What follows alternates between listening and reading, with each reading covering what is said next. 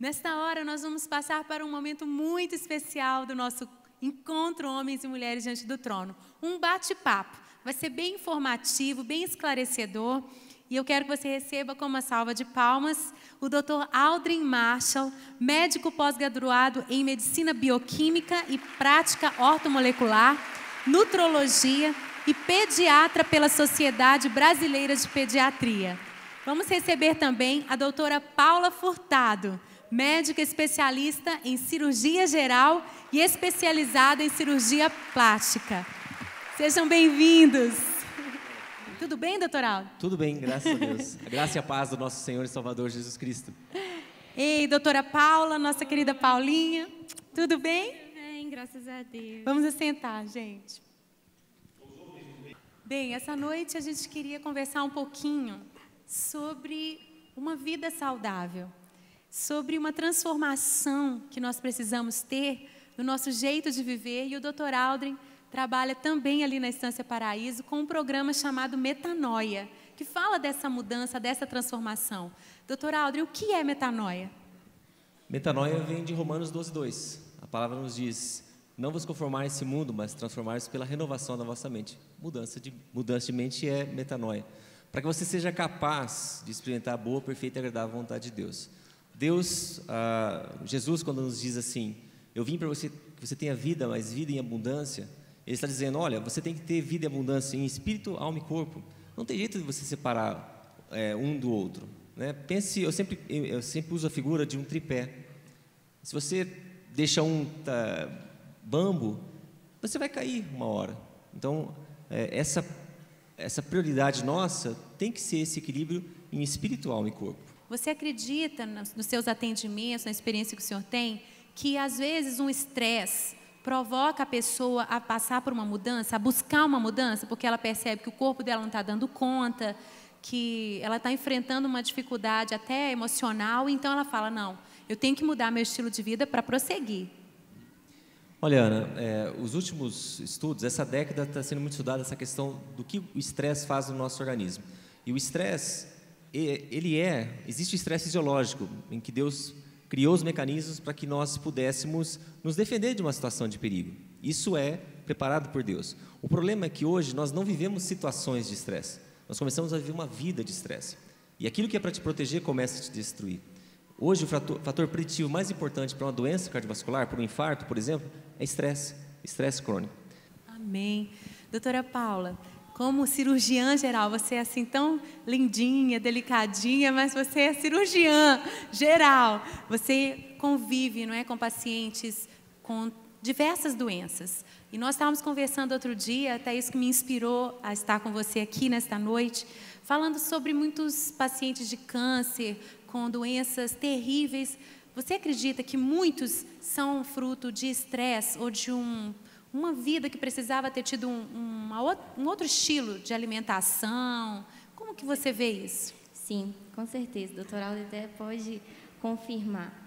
Hoje, a medicina tem provado que um dos gatilhos para uma malformação celular, genética, nos genes, é exatamente o estresse. Uma malformação celular que torna um câncer? Que vai se tornar um câncer.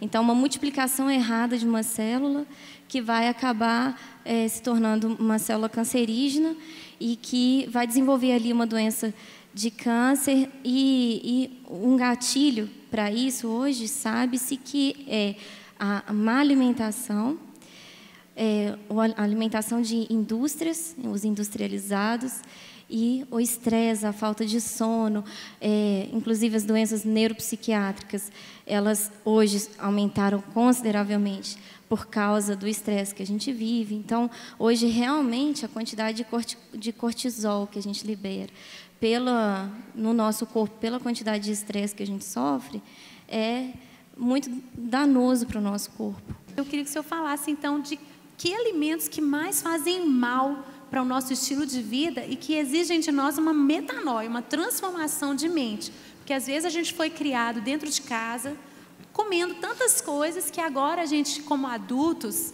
ou como novos pais, novas mães, vamos ter que mudar o estilo de vida que nós vivemos e que oferecemos para as nossas famílias com mais conhecimento. Quando nós falamos sobre alimentação, é muito importante a gente entender assim que, quando a palavra diz assim que nada que foi criado por Deus é impuro, a Bíblia não há contradição. O problema é que hoje, grande parte do que nós comemos não é alimento. Durante a nossa vida, passam pelo nosso tubo digestivo mais ou menos 60 toneladas de alimento. E grande parte disso hoje não é alimento, é lixo. Quando a gente fala que alimento é algo bom para você, pensa assim, o que Deus criou.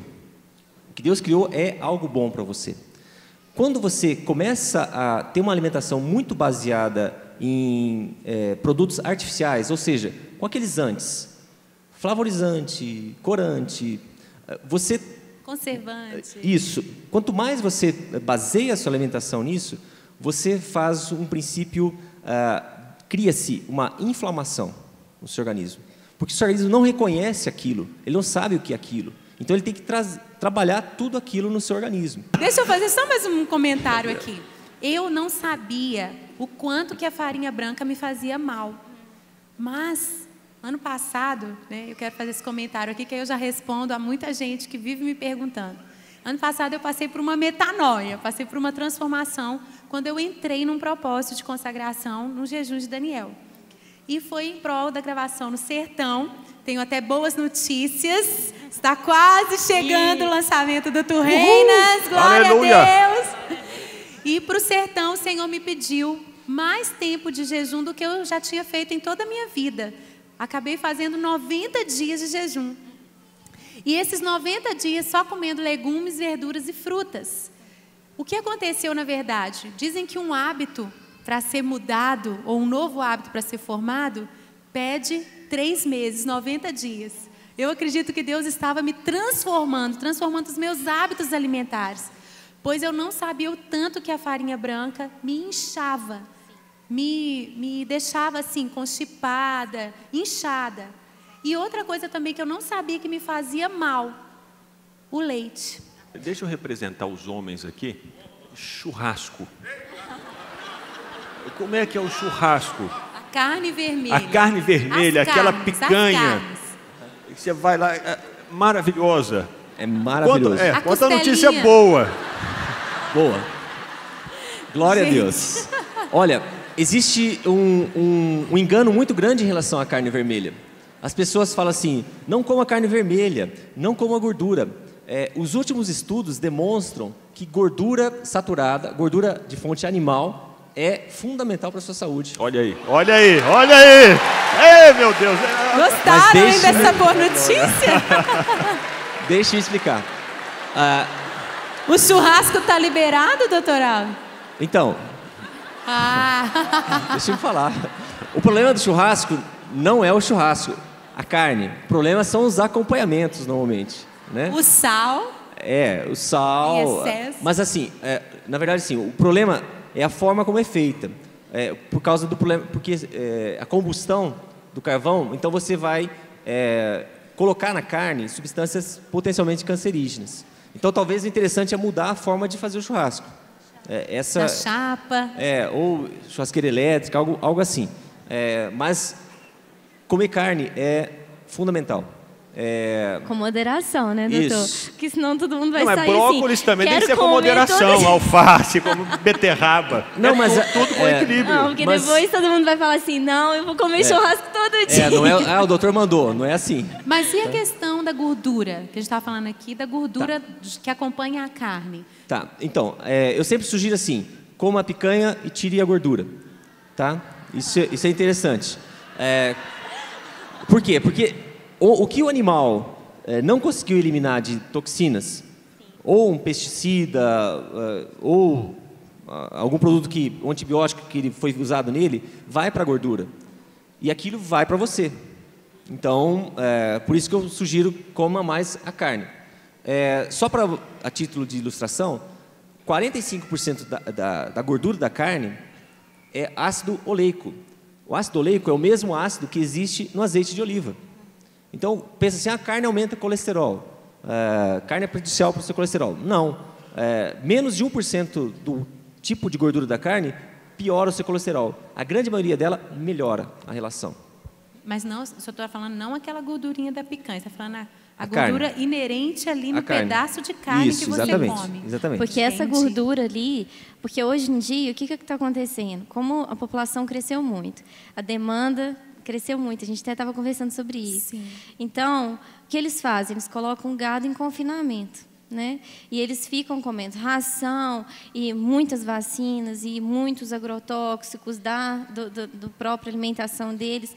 E, como o doutor falou, isso tudo vai para aquela gordura, aquela camada de gordura. E quanto maior aquela camada de gordura, mais cara a picanha, não é? Então, aquela gordura, ela realmente tem que ser eliminada na hora de comer. Entendi. Agora, a que está inerente às células musculares, elas são saudáveis. Quando eu comecei o processo mesmo de mudança de mente, eu fiz uma oração, fazia todos os dias.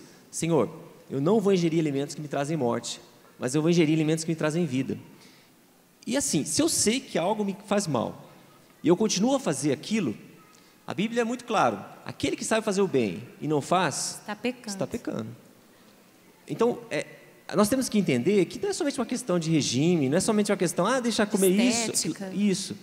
Não é somente isso. É uma questão assim, o que eu estou fazendo com o templo do Espírito Santo? Como eu estou cuidando do templo do Espírito Santo? A Bíblia diz, mantenha irrepreensível, espírito, alma e corpo. E ela diz também que eu vou prestar conta dos meus atos a Deus. Se eu destruo conscientemente o templo do Espírito Santo, eu creio que é algo muito grave. Vou prestar contas. Uma vez eu li de um pregador no século XIX, e ele disse assim: Deus me deu uma mensagem e um cavalo para levar a mensagem, mas eu matei o cavalo e agora não posso levar a mensagem. E ele, com menos de 40 anos, faleceu. 29 anos foi o McShane. Era um homem assim, tremendamente usado por Deus. Deus usou para que o avivamento começasse em muitos lugares, mas com 29 anos ele matou o corpo dele.